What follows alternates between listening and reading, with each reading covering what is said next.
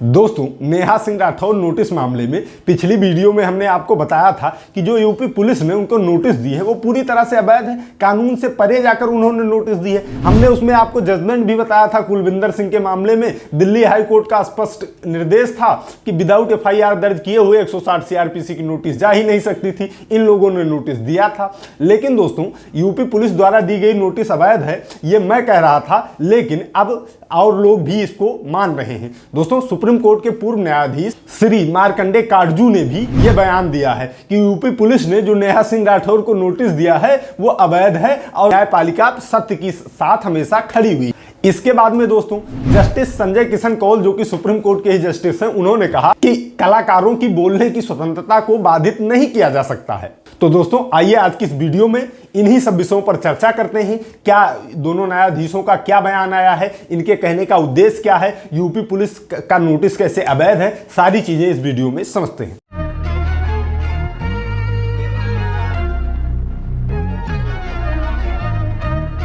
दोस्तों पहले बात करते हैं जस्टिस संजय किशन कौल के बारे में। उन्होंने एक इवेंट में वो वहां इवेंट में अपना भाषण दे रहे थे। उसमें उन्होंने कहा कि कलाकारों की बोलने की स्वतंत्रता को बाधित नहीं किया जा सकता, उन्होंने स्पष्ट कहा। इसके बाद में जस्टिस संजय किशन कौल ने कहा कि कलाकारों की बोलने और अभिव्यक्ति की स्वतंत्रता को हल्के से बाधित नहीं किया जा सकता है। जस्टिस ने आगे कहा कि अक्सर कला के एक काम की कथित आपत्तिजनकता दर्शकों द्वारा खुद पर उतारी जाती है और हमारी संवैधानिक योजना में बोलने और अभिव्यक्ति की स्वतंत्रता कलाकारों के पक्ष में ज्यादा वजनदार होती है और इसे हल्के से नहीं तोड़ा जा सकता है।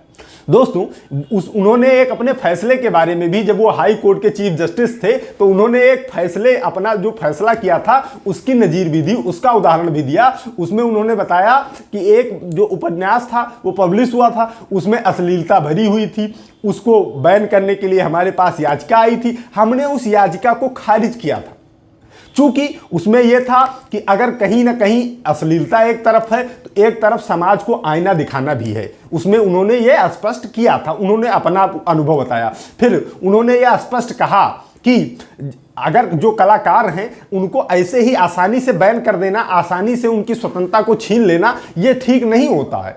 वह अगर कोई काम कर रहे हैं तो उसमें कुछ समाज के कुछ लोगों को अच्छा लगेगा, कुछ लोगों को बुरा लगेगा, लेकिन अब इसका मतलब ये थोड़ी है कि उनके ऊपर फर्जी नोटिस कर दिया जाए, फर्जी उनको दबाव में लाया जाए। दोस्तों जस्टिस संजय किशन कौल ने कहा कि साहित्यिक स्वाद भिन्न हो सकते हैं, जो एक के लिए सही और स्वीकार है और दूसरों के लिए ऐसा नहीं हो सकता है, फिर भी लिखने का अधिकार अबाधित है।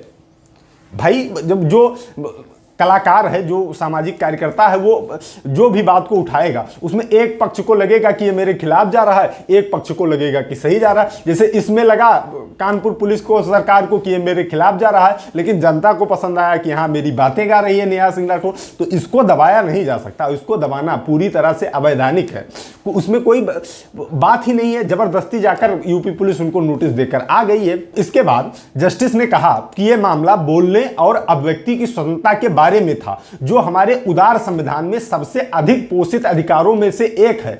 हालांकि मेरा मानना है कि यह मामला साहित्य, कानून और बड़े पैमानों पर समाज के बीच असंख्य संबंधों के बारे में भी गहरा शिक्षाप्रद है। उन्होंने अपने उस उपन्यास को, जिसको उन्होंने बैन नहीं किया था, उसके उदाहरण के विषय में बताया कि अगर इसमें लोगों को लग रहा था, एक समाज को लग रहा था, कुछ लोगों को, कि इसमें अश्लीलता भरी हुई है, तो यह कहीं ना कहीं समाज के लिए आईना भी था। दोस्तों उन्होंने बताया, दोस्तों अगर मोटा मोटा स्पष्ट बताया जाए आपको, तो उनका भी इशारा यही था, स्पष्ट इशारा यही था कि जो भी कलाकार हैं उनके अभिव्यक्ति की स्वतंत्रता को बाधित नहीं किया जा सकता है, उनको फर्जी दबाव में नहीं लिया जा सकता है। लेकिन यहाँ स्थिति क्या हुई है, यहाँ फर्जी दबाव में लिया गया है। ऐसे ही दोस्तों सुप्रीम कोर्ट के पूर्व न्यायाधीश श्री मार्कंडे काटजू ने भी यही बात कही है कि यूपी पुलिस द्वारा भेजी गई नोटिस जो वो पूरी तरह से अवैध है और जो भी नेहा सिंह राठौर की क्षति हुई है, जो हॉस्पिटलाइज हुई है, उसने टेंशन लिया, हॉस्पिटलाइज हुई, उसके पति की नौकरी गई, इसका जिम्मेदार कौन होगा? उन्होंने भी यही सवाल पूछा कि इसका जिम्मेदार कौन होगा और ये नोटिस कैसे दे दिया आपने? फिर मैंने आपको एक रूलिंग के बारे में उस वीडियो में बताया था, फिर से मैं आपको बताता हूं कि 160 सीआरपीसी की नोटिस जारी कब करनी होती है।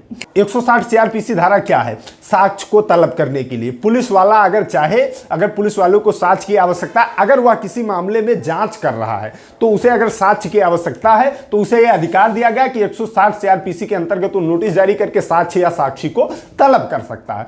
अब इसमें कुलविंदर सिंह के मामले में दिल्ली हाईकोर्ट ने स्पष्ट कहा कि बिना एफआईआर दर्ज किए हुए आप 160 सीआरपीसी की नोटिस जारी ही नहीं कर सकते। यहां पुलिस ने जारी कर दिया। पुलिस, अब भाई उद्देश्य पुलिस का क्या था? इसमें पुलिस का उद्देश्य यह था कि नेहा सिंह राठौर के ऊपर दबाव बनाया जाए, फर्जी दबाव बनाया जाए, उसके अभिव्यक्ति की स्वतंत्रता को बाधित किया है यहां पुलिस ने। अगर स्पष्ट कहा जाए तो ये कोई साक्ष्य तलब करने की जरूरत नहीं थी, ये दबाव बनाने का एक जरिया था पुलिस का कि नोटिस दे देंगे, नोटिस का जवाब वो कैसे देती है, क्या देती है, इसमें उलझ जाएगी, वो डर जाएगी, वो सहम जाएगी। लेकिन वो भी इसको गलत, अपने ऊपर इसका सही फैसला कर लिया।